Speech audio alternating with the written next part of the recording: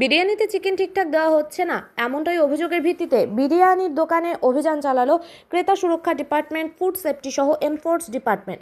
এমনই ঘটনায় চাঞ্চল্য ছড়িয়েছে জলপাইগুড়ি বিবিসি রোড এলাকায়। Consumer affairs assistant director Debashis Mondal বলেন, আমাদের কাছে এটি অভিযোগ আসে ডিবিসি রোড এলাকায় একটি বিরিয়ানির দোকানে কিছু সমস্যা রয়েছে, যেখানে চিকেন ঠিকঠাক দেওয়া হচ্ছে না। তাই আমরা ওই বিরিয়ানির দোকানে আসি এবং বিষয়গুলো খতিয়ে দেখি।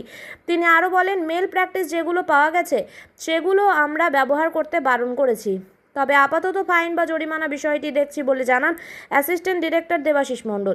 উপস্থিত ছিলেন consumer affairs assistant director Debashis Mondal, food safety officer Soumyajit Biswas, ASI Dipak Dutta সহ অন্যান্যরা।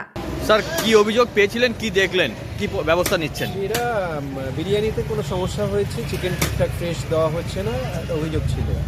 সেই জন্য কনজিউমার অ্যাফেয়ার্স ডিপার্টমেন্ট এবং ফুড সেফটি সেকশন থেকে আমরা এসেছিলাম। ফুড সেফটি অফিসার সৌম্যজিৎ বিশ্বাস ছিলেন এখানে। আমরা দেখেছি সব যেগুলো ম্যাল প্র্যাকটিস যেগুলো পাওয়া গেছে আমরা না করেছি। কোনো ফাইন বা জরিমানা কিছু করতে যাচ্ছেন? দেখা যাক কী ধরনের পাওয়া গেছে, সেটা আমরা পরে করে দেবো অফিসে।